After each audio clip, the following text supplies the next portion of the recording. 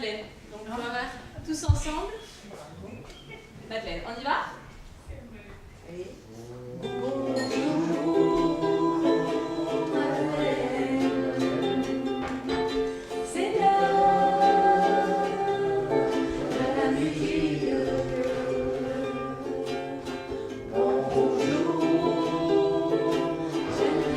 Moi, je suis musicienne et musicothérapeute et j'interviens dans plusieurs structures différentes et avec des publics différents.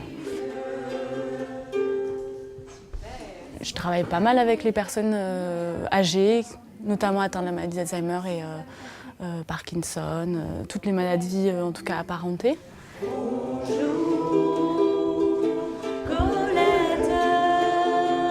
En fait, j'ai fait mon stage de fin d'études en EHPAD sur Bruxelles, dans des EHPAD différents. Et du coup, j'ai fait mon mémoire là-dessus et ça m'a vraiment passionnée. Et du coup, aujourd'hui, je travaille beaucoup avec des EHPAD et ce type de public, en musicothérapie.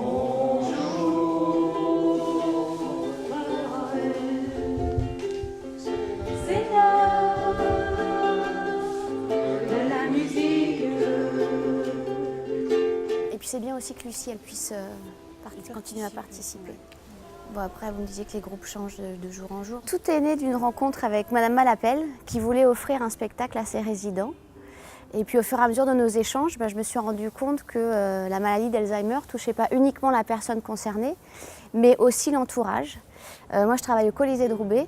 Et quand je me suis rendu compte que le spectacle vivant, c'était une des premières activités culturelles qui était empêchée par la maladie, j'ai décidé de mettre en place un projet en faveur du malade et de son aidant pour leur permettre de revenir au spectacle. C'est là qu'est né le spectacle vivant pour rompre l'isolement.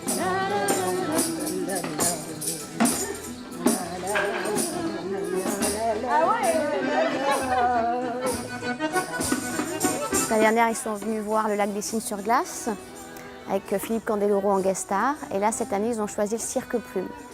En fait, après le premier bilan, le premier spectacle, on s'est dit qu'il fallait préparer les personnes pour qu'il y ait un apprentissage un peu du spectacle et qu'il puisse durer pendant le spectacle le plus longtemps possible, qu'ils puissent être très attentifs. Et donc, elle a eu l'idée de la musicothérapie et on a commencé les ateliers.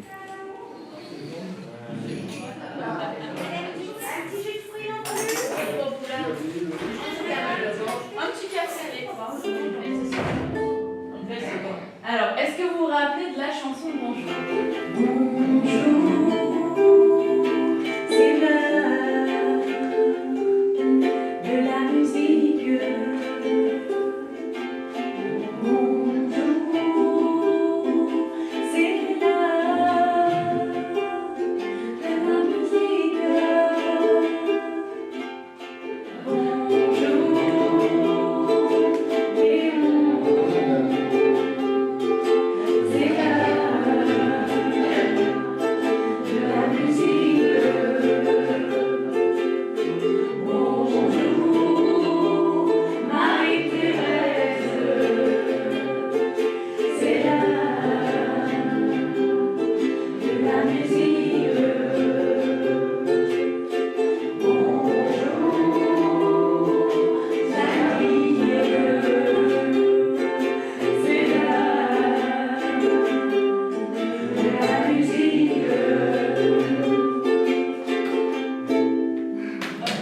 Bonjour, agréablement autour de moi.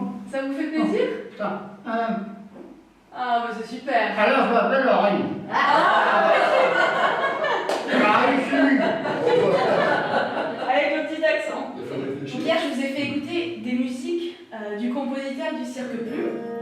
Un jour, il y a Estelle qui me parle de ce projet. Et donc là, j'ai tout de suite été assez enchantée parce que du coup, ça répondait à vraiment plein de choses en même temps qui ont vraiment du sens pour moi. Il y avait à la fois la dynamique de mener des ateliers en EHPAD, des ateliers de musicothérapie, de mise en mouvement corporel, mise en musique. Et il y avait aussi la dimension culturelle que je trouve super dans ce projet-là, c'est-à-dire d'aller voir un spectacle, au Colisée notamment, d'aller voir un spectacle qui en fait permet de construire toutes les séances et d'en faire un fil conducteur qui amène jusqu'au spectacle.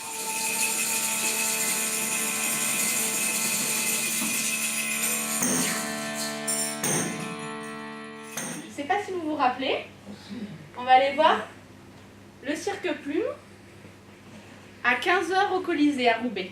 Vous vous rappelez, Denis? Il y a une lenteur souvent qu'on constate dans les EHPAD, dans les structures.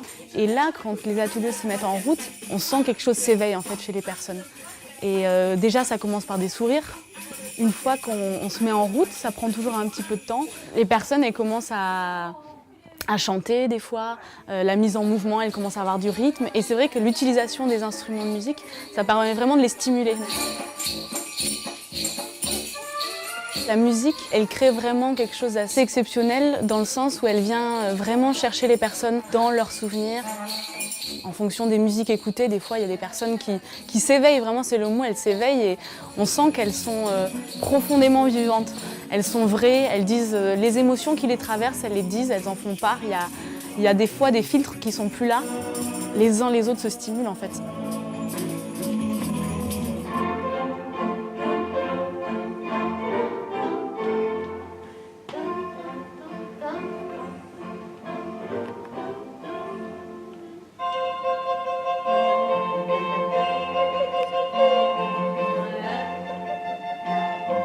Andrea ne fait pas de cirque. Andrea, elle est musicologue. C'est elle qui organise tous les ateliers d'éveil musicaux et corporels.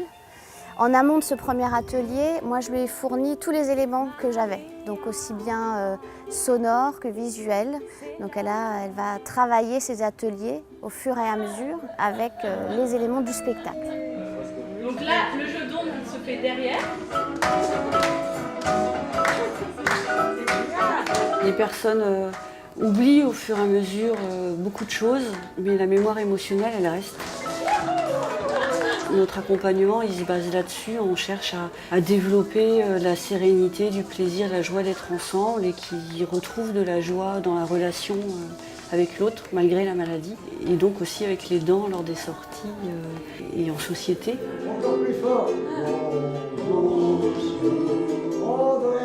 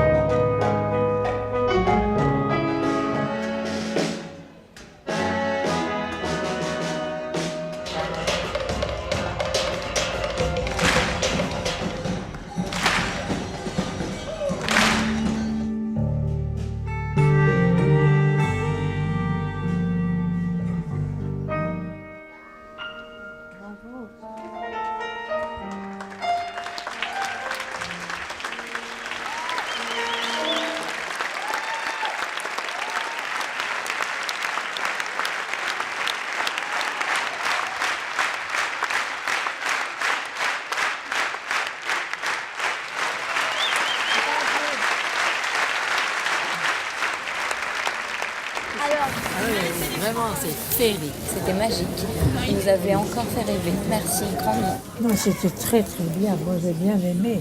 Est-ce que certains d'entre vous avaient déjà vu des spectacles du Cirque Plume? Et là, c'est le dernier spectacle de la compagnie du Cirque Plume. Merci d'être venu. Vous avez aimé le spectacle? Oui, surtout la musique, les musiciens. Oh, moi, j'aime bien la musique. Ça vous a plu? Énormément. Si. D'ailleurs, elle chantait en même temps. Il faut refaire alors? Oh oui. Ah, et pour les enfants. Vous avez entendu les enfants? Oui. Oh là là là. Oui. Rien que d'entendre les enfants rire et tout ça, ça nous a fait du bien. Le spectacle, on l'a préparé. Et donc on a pas mal écouté les musiques pour un peu s'imprégner de cette atmosphère.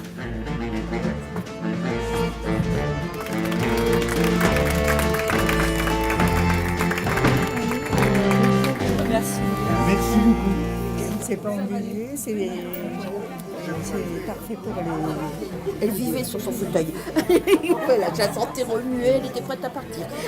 C'était magnifique. ça mérite d'être recommencé.